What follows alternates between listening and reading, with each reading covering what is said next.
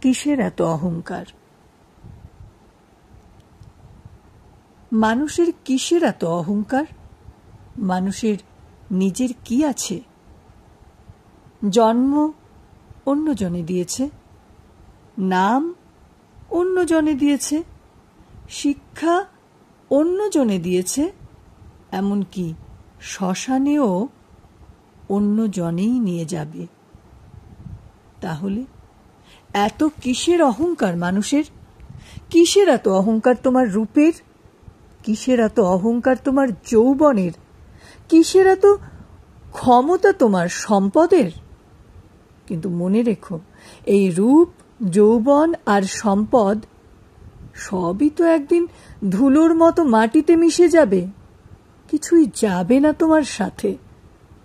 এমনকি জীবনের প্রথম কাপড়টা অন্যের হাতে পরতে হয় এবং শেষ কাপড়টাও অন্যের হাতেই পরতে হয়।